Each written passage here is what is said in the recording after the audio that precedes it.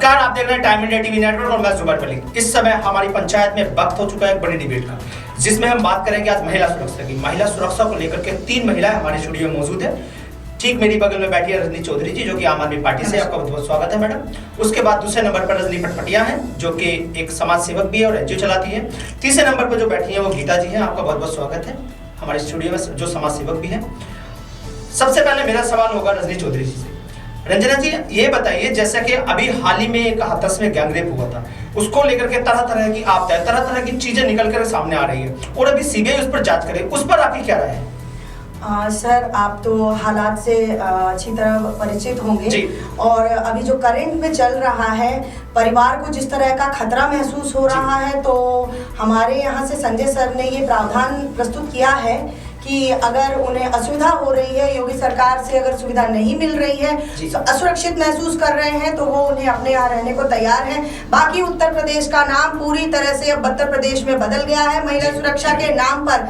आप हाथरस का सिर्फ इस केस के बाद ही देखिए, 4 ऐसे नई घटनाएं हो गई हैं। परसों बाराबंकी की घटना हुई है और सुरक्षा के नाम पर वहाँ धज्जियां उड़ा के रखी है योगी सरकार ने। तो मैं पूछना चाहती हूँ आपके चैनल के माध्यम से, क्या एक महिला को उसके जीने का अधिकार, उसका हनन, उसका शोषण, उसका बलात्कार, इसीलिए एक सरकार बनती है? जी, लेकिन कल ही मैडम योगी सरकार ने अभी 2 दिन पहले एक योजना का शुभारंभ किया है, जिसमें 20% पुलिस वाली महिलाओं को पुलिस में रिजर्वेशन दिया जाएगा, यानी कि 20% सिर्फ महिला ही रखी जाएगी। सर, दोस्त आपकी क्या राय है? बहुत शर्मिंदगी के साथ आपको ये बताना चाहूंगी मैं कि जिस दिन हाथरस का केस हुआ था, उसके अगले दिन मैंने महिला आयोग में फोन किया था। शशिवाला मैडम जी का ये बयान आता है कि लड़कियां अपने घर में रहें, लड़कियां अपने भाइयों के साथ, अपने पिता के साथ, अपने पुत्र के साथ अगर कहीं निकलती हैं तो निकले। आप बताइए, क्या यही बात वो उस पुलिसकर्मी के साथ रखेंगी? रजनी पटपटिया जी, इस पर आपकी क्या राय है? जैसे कि अभी इन्होंने बताया महिला आयोग में इन्होंने फोन किया था और उसके बाद उन्होंने कहा कि महिलाएं अपने घर में रहे, क्या ये पॉसिबल है? आपको लगता है? बिल्कुल भी नहीं। महिलाओं को तो उल्टा निकलना चाहिए। मैं ही महिला देख लो, मैं रात को 3 बजे, 2 बजे, 5 बजे, मैं आज तक किसी के लिए ये नहीं बोला कि मैं नहीं आ रही या मेरे हस्बैंड गुस्सा करेंगे, कुछ भी होगा। महिलाओं को तो ओढ़ तोड़ के सामने आना चाहिए। नहीं, आप एक समाज सेवक भी हो, एक एनजीओ भी चलाती हो, आपके सामने तो एक बहुत ज्यादा क्रिटिकल केसेस आते रहते होंगे, कहीं समाज से जुड़े हुए मुद्दे, कहीं महिलाओं से जुड़े हुए मुद्दे, तो उनको आप कैसे क्रिटिसाइज करते हो, कैसे उनको सॉल्व करते हो? मैं उनको ऐसे सॉल्व करती हूँ, अब मैं अपने मुद्दे को, आपके मुद्दे को पीछे रख के अपना मुद्दा आगे लेके आती हूँ। चाहे कोई भी पार्टीबाजी हो, आपकी चाहे आम आदमी पार्टी हो, चाहे बीजेपी हो, चाहे कांग्रेस हो, मैं खुलेआम चीज कह रही हूँ मैं। जी बिल्कुल। मगर महिलाओं को लेकर आप लोग थोड़ा सा नरमी से काम करो। क्यों नहीं उस लड़की की FIR हुई?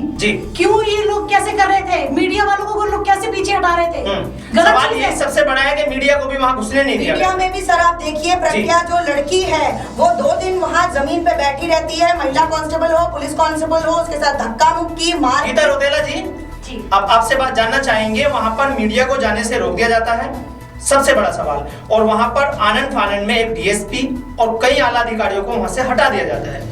हालांकि DM, जिस पर लगातार आरोप लगते चला रहे हैं, परिवार का भी आरोप है कि सारा कुछ DM का करा जा रहा है, तो इस पर आपकी क्या राय है? सर, मैं बात है महिला सुरक्षा की। जी, महिलाओं के लिए हमेशा काम करते आए हैं और हम किसी पार्टी के, मैं पार्टी के उस पे न जाके, मैं हमेशा ये बात नहीं, सवाल पार्टी का नहीं है मैडम, यहाँ पे पॉलिटिकल कोई इशू नहीं है, यहाँ सवाल महिला सुरक्षा का है। महिला सुरक्षा की बात करें, मेरा हमेशा से मानना है कि जब महिलाएं फील्ड में उतरती है, महिलाएं को पर कोई भी आरोप लगता है, तो उसमें पार्टीबाजी होती क्यों है? उसमें ये मुद्दा लेके क्यों नहीं जाते कि महिला के ऊपर हो रखा है? आज तक कोई भी मुद्दा ऐसा हुआ कि महिला के ऊपर है? जब भी गैंग रेप हो तो उसको पार्टीबाजी में लिया जाता है, ना कि उसका समाधान किया जाता है। अगर हमें मेन है संवेदनशील मुद्दा था, तो यहाँ एक मिनट मुझे अपनी बात करने दीजिए। बात कहने का, मैं बात यूपी की नहीं कर रही, हम पूरे भारत की बात करते हैं। हम पूरे भारत की बात करते हैं। जहाँ भी महिलाओं के प्रति बात आती है तो महिला सुरक्षा को लेके हमेशा सवाल करे जाते हैं। तो हमारी महिलाओं की सुरक्षा का जिम्मा किसने लिया है? पार्टी ने या हमने लिया है? हमारा भी दायित्व है। अगर हम अपने आसपास कभी ऐसा देखते हैं कि हमें लगता है कि वहाँ पे कोई गलत हो रहा है, तो हमें भी अपनी आंख कान बंदी करनी चाहिए। तो हमेशा अपनी सुरक्षा को लेके खुद खड़ा होना पड़ेगा। माँ बापों को भी ये सोचना पड़ेगा कि अपनी बच्ची को इतना सेल्फ डिपेंड बनाए कि जब भी वो बाहर जाए तो लोगों की नजर उसमें पड़े तो आंख उनकी फूट जाए जी, आंख उनकी फूट जाए, ना कि उनकी नजर, अरे उनके घर में भी तो बेटी है, तुम्हारे घर में बेटी है, तो दूसरी की बेटी को तुम देख रहे हो जिस तरह से, उसे हम पार्टी मुद्दा ना बना के, अभी भी मैं कह रही हूँ पूरे भारत की बात कर रहे हैं, पार्टी मुद्दा ना बना के, चाहे कोई भी पार्टी हो, उस बात को रखा जाए कि महिला की सुरक्षा को लेके देखा जाए, ना कि वो गरीब, वो दलित है, कि वो जनरल है या वो ब्राह्मण है, क्यों उस पर कंट्रोवर्सी होती है हमेशा। जी जी, गीता जी एक मिनट रुकिए रंजना जी। गीता जी, हमारे यहीं से रानी लक्ष्मीबाई, सावित्री फुले, ये सब हमारे यहाँ की है, वो भी तो एक महिला थी, समाज में एक ही उन्होंने अलग ही उत्थान का काम किया है, तो उसको लेकर के क्यों ना महिलाओं को भी आगे निकल के आना चाहिए, मेरी राय में। तो आपकी इस पे क्या राय है, आप बताइए रंजना जी। मैं ये कहना चाहती हूँ कि सर पार्टी की बात तो यहाँ आती ही नहीं है। अगर सीमा कुशवाहा जी ने उनका केस लिया तो वो तो किसी पार्टी से बिलोंग ही नहीं करती थी, या अगर प्रियंका जी ही वहाँ गई, या अगर संजय सर ही वहाँ गए, तो इतना संवेदनशील मामला था कि हर किसी ने ये समझा कि मनीषा हमारी बच्ची है। सवाल एक बहुत बड़ा है मैडम, अगर कोई ऐसा केस यहाँ हो जाता है तो उसको हाथों हैंड टू हैंड क्यों नहीं संज्ञान ले जाता उसका, कुछ दिन के बाद क्यों वहाँ पर नेता जाते हैं, ये बहुत बड़ा सवाल है। ये तो अगले दिन से ही शुरू हो गया था, लेकिन आपने तो तानाशाही देखी सर, आपने अपने मीडिया के थ्रू ही आप बताइए ना मुझे कि प्रज्ञा जी तो किसी मीडिया से नहीं थी, उन्होंने तो अगले दिन ही रातों से आपने शुरू कर दिए थे, कैमरा लगाया आपने, लेकिन आपके कैमरे को तोड़ दिया गया ताकि वो जो रातों रात लाश को जलाया गया वो किसी के सामने ना आ सके। रजनी जी, आपसे एक सवाल करना चाहूंगा, जैसे कि रात के टाइम पर एक लड़की को जला दिया जाता है, क्या ये आपके हिसाब से सही है? बिल्कुल गलत है जी, बिल्कुल गलत है। मैं आपको ये चीज कहना चाह रही हूँ, अगर वो लड़की नॉर्मल लड़की थी, एक गांव की रहने वाली थी, हम तो रात को 2-2 बजे भी जाते हैं, 3-3 बजे, शायद हमारे साथ क्या हशर होगा फिर? सही, हमारा लोग क्या करेंगे? हम तो लोगों के लिए दिन रात सामने आ रहे हैं, लोगों को फेस कर रहे हैं, किसको किसको फेस नहीं कर रहे। कोर्ट ने इस पर संज्ञान लिया है, जो लखनऊ में पीठ है इलाहाबाद हाई कोर्ट की, उसने इस पर संज्ञान लेते हुए फटकार भी लगाई है प्रशासनिक अधिकारियों को, साफ साफ कहा है अगर किसी अमीर या किसी बड़े की बेटी होती क्या तब भी आप उसको ऐसे ही जला देते? नहीं, इस पर आपके क्या कहना है? नेता के साथ कोई ऐसा नहीं हो सकता। मगर मुझे आज तक ये चीज समझ नहीं आई है, डीएम को किसका फोन आ रहा था? जी, डीएम बार बार मीडिया को ये बोल रहा था ऊपर से फोन है, ऊपर से फोन है, फोन कहाँ से आ रहा है? चाहती हूँ कि सरकार में कौन बैठा है, सरकार में जो भी बैठा है आप वो जवाब देने को तैयार क्यों नहीं है? जिस उसे निलंबित तो कर दिया गया, लेकिन वो इस डीएम को निलंबित नहीं किया गया। नहीं, मैं कह रही हूँ जो भी वहाँ पे प्रशासन में थे, जिन्होंने ये घटना के समय रात को जोर जबरदस्ती उस परिवार के साथ की, उन्हें धक्का मुक्की करके उनके खिलाफ जाकर उस लाश को जलाया गया। मैं ये पूछना चाहती हूँ, अगर वो उन्होंने निलंबित कर दिया तो वो जवाब देने को तैयार क्यों नहीं है कि उन्हें फोन किसका आया? क्योंकि प्रशासन के तहत ही हुआ है ये। आपने एक पुलिस फोर्स तैयार किया, वहाँ पे सबको बिठा रखा है कि यहाँ कोई नहीं जा सकता, उसके बाद आपके ही वहाँ बैठे हुए लोगों पे स्याही डाल रहे हैं, तानाशाही दिखा रहे हैं, तो ये ऑर्डर है किसका? मेन रोड बंद कर दिया, गांव से निकल के जा रहे हैं, फिर उसके बाद पुलिस वाले पूछ रहे हैं यहाँ से क्यों आया? एक परिवार का अधिकार नहीं है, एक परिवार का न्याय का अधिकार नहीं है। ब्लॉक कर दिए, सारा कुछ ब्लॉक कर दिया। अरे मीडिया कहीं से तो हो जाएगा। रजनी जी, एक सवाल था हमारा आपसे, पुलिस प्रशासन के पास या सरकार के पास, यूपी सरकार के पास क्या पुख्ता इंतजाम नहीं हो पा रहे थे, या फोर्स उपलब्ध नहीं थी जो आनन फानन में रात को उसको जला दिया? क्या सुबह तक का इंतजार करना सही नहीं था? राज्य बनाते वक्त सारे इंतजाम थे, एक लाश को 2 दिन रजनी जी, आप जवाब दीजिए। रजनी जी, आप क्योंकि सामाजिक कार्यकर्ता हैं, एक समाज से काफी जुड़े हुए मुद्दे, संजना जी बिल्कुल ठीक कह रही है, इसमें मैं उनसे बिल्कुल हटके नहीं हूँ, वो बिल्कुल ही सही कह रही है। सारे उनके पास था, सुबह तक वेट करते, मीडिया का वेट करते, कुछ करते। अगर आप लोगों ने ऐसे करके लड़की को, एक कितने साल की लड़की थी, बिल्कुल 18-19 साल की मां रोती रह गई कि मैं हल्दी का रिवाज करना चाहती हूँ, उस बच्ची का मुंह देखना चाहती हूँ। आखिर कसूर क्या था उस माँ बाप का? जी, एक बच्चा बोल रहा है कि हमने बोला कि हम लोगों को गाय को चराने जाना है, ठीक है, उनको भेज दिया, उनको लगा कि ये मीडिया से मिल गया है, उस लड़के को एंट्री नहीं होने दी। बहुत शर्मनाक कहानी है, बहुत शर्मनाक कहानी, मोदी जी, बहुत ज्यादा। कल की ही बात है, एसडीएम ने वहां के कहा है, जो एसडीएम मैडम है वहां पर, उन्होंने कहा है कि परिवार को सारी सुविधाएं मुहैया कराई जा रही है, खेती बाड़ी करने के लिए वहां पर वो अगर अपना खेत का चारा काटे या कुछ भी मतलब फसल जो खड़ी है वो काटती है तो उस पर भी उनको फोर्स दी जाएगी। अगर अब फोर्स दी जा रही है, क्या सिक्योरिटी पहले नहीं दी जा सकती थी आपके हिसाब से? गीता जी, सर मेरा मानना तो यह है कि जो इस उस पे नहीं, जो लेपा पोती अभी हो रही है, क्या ये सब पहले नहीं हो सकता था क्या? ये सब तो आपको भी पता है कि इसमें राजनीति है, ये कोई भी सब जानते हैं। क्योंकि अगर यहाँ से आपने देखा कि प्रियंका गांधी स्पेशली उसी बच्ची के लिए जाती है, राजस्थान में होता है तो वहाँ क्यों नहीं जाती जाती हैं जी, पार्टी की बात नहीं कर रही हूँ, अभी भी बात कर रही हूँ, तो वहाँ क्यों नहीं जाती है? मैंने पूरे भारत की बेटी के मुद्दे की बात करी है और महिलाओं की बात कर रही हूँ, मैं अभी भी कोई पार्टी का पक्ष ही रख रही हूँ, तो वो वहाँ जाने के लिए लड़ मर पड़ती है, मैं अकेले जाऊंगी, पैदल जाऊंगी, और जो बाकी जो बच्चियों का रेप होता है, क्या वो बच्ची नहीं है? नहीं, सवाल इस चीज का है कि ऐसी घटनाएं हो क्यों रही है, इसको रोकने के लिए सरकार कोई ऐसा कानून क्यों नहीं बना पा रही? मैं भी यही कह रही हूँ, जब तक सरकार इस पे ठोस कानून नहीं बनाता, ऑन द स्पॉट इनको फांसी की सजा नहीं दी जाती, चौराहे पे पब्लिक के हवाले देके इनको गोली नहीं मारी जाती, तब तक मुझे नहीं लगता कि कोई भी बच्ची आने वाले टाइम में भी सेफ है। और बात करते हैं अगर पार्टी की, अरे बहुत काम किए हैं पार्टियों ने भी, ऐसा नहीं कहते हमने। 3 तलाक का केस आपने देखा, महिलाओं की बदतर हालत थी, 3 तलाक का केस सॉल्व किया है। हम पार्टी की बात की, बेटी बचाओ बेटी पढ़ाओ, अच्छा ध्यान है, हम उस पे काम करते हैं। मैंने कल ही थाने में ड्रग्स के ऊपर काम किया है, मैं सेल्फ डिफेंस की क्लासें रख रही हूँ अपने एनजीओ के तहत आगे बढ़ के बच्चों को।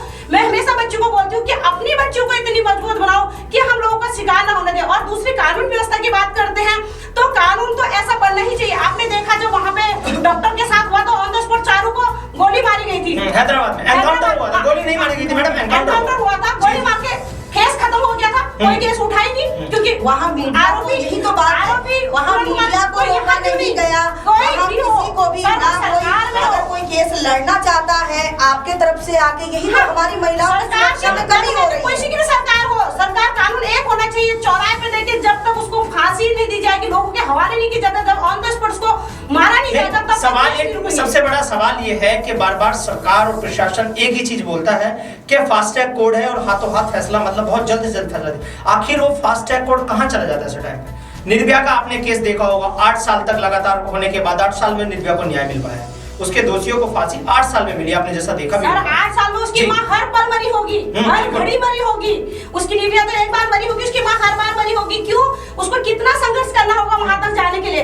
तो यही जब फांसी तो हुई ना 8 साल बाद भी, तो उसी टाइम ऑन द स्पॉट क्यों नहीं? चाहे किसी की भी सरकार हो, हम दिल्ली में हैं, हमारी दिल्ली में आप पार्टी की सरकार है, केंद्र में हमारी बीजेपी की सरकार है, अलग अलग स्टेट में कांग्रेस की सरकार है, तुम कानून तो एक ही है, कानून तो किसी का नहीं है ना, उस कानून, कोई पार्टी का नहीं, कानून तो एक। उस कानून के लिए मैं पूछना चाहती हूँ कि हमारी स्वाति जी ने 12 दिन का अनशन किया था, 12 दिन का अनशन किया था, फास्ट ट्रैक सिर्फ नाम के लिए क्यों बनाए गए हैं? उस पे फॉलो क्यों नहीं किया जा रहा है? ये तो लगातार सरकार से सवाल उठते चले आ रहे हैं। इस पर तो कई बार बात की जा चुकी है कि फास्ट ट्रैक कोर्ट में जल्दी से जल्दी न्याय के लिए काम किया जाए। हाल ही में 2019 दिसंबर में यूपी सरकार ने 218 फास्ट ट्रैक को अनुमति दी है, लेकिन अभी तक कितने बने हैं ये अभी पता ही नहीं चल पा रहा है। मैं एक सवाल को न्याय मिलेगा ये भी नहीं पता चल पा रहा। सवाल पूछना चाहता हूं, जांच के विषय। सीमा कुशवाहा जी ने अगर उस परिवार की संवेदना सुनी, परिवार ने अपना मत रखा कि मैं आपसे मिलना चाहता हूं, हम अपनी परेशानी आपको बताना चाहते हैं, हम दबाव में हैं, तो सीमा कुशवाहा जी को क्यों रोका? जब से मैडम हाथरस में केस हुआ है तब से पूरी जनता में एक बड़ा रोष था, खासकर महिला वर्ग सड़कों पर था। सर आपके पास चलेंगे, देखिए आप रिकॉर्ड खोल के देखिए, जिस लड़की के साथ इस तरह से किया गया, उसके गर्दन की हड्डी तोड़ी गई, अगर वो खड़ा होना चाहती थी उसकी रीढ़ की हड्डी तोड़ी गई, उसकी जबान इस तरह से हो गई, वो इतनी जख्मी हो गई कि वो पुलिस के थाने के बाहर कुछ देर तक 20-25 मिनट तक। एक सबसे बड़ा यहाँ पर सवाल ये है, कोई भी घटना अगर कहीं होती है तो सबसे पहले प्रशासन के ऊपर उंगली उठती है। आखिर प्रशासन से ऐसी कहां पर चूक हो जाती है कि वो हमेशा उंगली उठने के काम कर देता है? ऐसा प्रशासन को क्या करना चाहिए कि ऑन द स्पॉट पहुंच करके काम कैसे करना चाहिए आपके हिसाब से? अपनी राय आपकी। काम ऐसे करना चाहिए, आप जाते हो बसों पे क्या लिखा होता है? बेटी बचाओ बेटी पढ़ाओ जी, ये लिखा होता है। अब बसों पे तो चाहे मोदी सरकार है, चाहे कोई भी सरकार है, चाहे आम आदमी पार्टी है, उनको ये लिखना चाहिए कि लड़की को फैसला भी जल्दी मिलना चाहिए, 8-8 साल का नहीं होना चाहिए। नहीं, उसके लिए देखिए सर, सरकार ने हमारे यहाँ पे जो मुद्दे लाए हैं, सीसीटीवी कैमरे हो या मार्शल हो बसों में, तो सरकार की ये कोशिश होनी चाहिए कि ऐसी नई नई टेक्निक्स लागू की जाए। दिक्कत क्या है हमारे यहाँ पर, पूरी सरकारों में एक ही दिक्कत सबसे बड़ी रहती है, योजनाएं तो बनती है लेकिन उसका जमीनी स्तर पर कितना इम्प्लीमेंटेशन होता है वो तो शायद जनता ही बता सकती है, वो तो जनता को ही पता है। जब तक कानून बनता है नीचे आने तक, जब तक हमेशा देखना रेप केस बड़े घरों के लोगों का नहीं, छोटे बच्चों का, गरीब दलित परिवार का बच्चा। सवाल यही सबसे बड़ा है, आखिर वो चाहे दलित की बेटी है, चाहे किसी बच्ची तो बच्ची है ना, कौन की बेटी है, लेकिन लड़की तो लड़की है ना। सवाल है नारी जाति का। वहाँ तक पहुँचते इतनी देर क्यों हो जाती है? वहाँ का जो एरिया है, जो इस एरिया में होता है, वहाँ के एरिया को क्या, उस एरिया ऐसा तो नहीं कि पूरे भारत में हर जगह ये काम हो रहे हैं। अच्छी सोसाइटी भी है, अच्छे लोग हैं, क्यों बोलते हैं अच्छी सोसाइटी। गीता जी, हम आपके पास आना चाहेंगे फिर से। आपसे एक हमारा सवाल, लास्ट और आखिरी सवाल रहेगा। हाथरस में जो केस हुआ, उसके बाद एक बिहार में केस हुआ, राजस्थान में केस हुआ, मध्य प्रदेश में केस हुआ, आखिर लगातार कब तक बेटियों के साथ लड़की को नंगा फेंका गया था नीचे। आखिर कब तक महिलाएं ऐसे लज्जित होती रहेंगी? कब तक महिलाओं के साथ ऐसी घटनाएं घटती रहेगी? आखिर कब सरकार इस पर कानून बनाएगी? इस पर आप अपनी राय दीजिए जल्दी से। सर, मैं अभी भी यही बोल रही हूँ, हम महिलाएं हैं, हम महिलाओं को ही अपने हक के लिए सरकार को बोलना पड़ेगा जी। हम महिलाओं को, लेकिन सरकार सुनेगी कैसे? आपके सवाल इस चीज का है ना मैडम। संस्था चलाते हैं, हम संस्था चलाते हैं, अपनी बात अपनी संस्था के जरिए रख सकते हैं। हम अपने एरिया में, हर एरिया में काम करके लोगों के राय रख सकते हैं। जब वोट मांगने का नंबर आता है तो सरकार आपके पास खुद चल के आ जाएगी, खुद उनके नेता चल के आ जाते हैं। लेकिन जब कोई ऐसी घटना होती है तो कोई नहीं आता है। आखिर कहाँ चले जाते हैं वो नेता? सो जाते हैं क्या सब? इसीलिए हमें अपनी बच्चों को पढ़ाना चाहिए। मैं तो अभी भी बोल रही हूँ, अपनी बच्चों की सुरक्षा खुद करो। और बच्चों को बाहर जाने से पहले, मेरे को तो लगता है कि आने वाले टाइम में बच्चों को रिवॉल्वर जेब में रखना पड़ेगा जी, आने वाले। और हमें अपने लड़कों को मतलब दबंग बनना पड़ेगा लेडीज को, अपने लड़कों को भी और संस्कार देने पड़ेंगे। बेटियों के लिए बेटों को भी अपने संस्कार दो ना। तो बेटी को तो बोलते हो कि तू कपड़े छोटे पहन ले, अपने बेटों को क्यों नहीं बोलते कि तू लड़कियों को घूमता है? सही बात। क्यों नहीं बोलते तुम लड़कों को अपने, कि लड़कियों को घूमता है?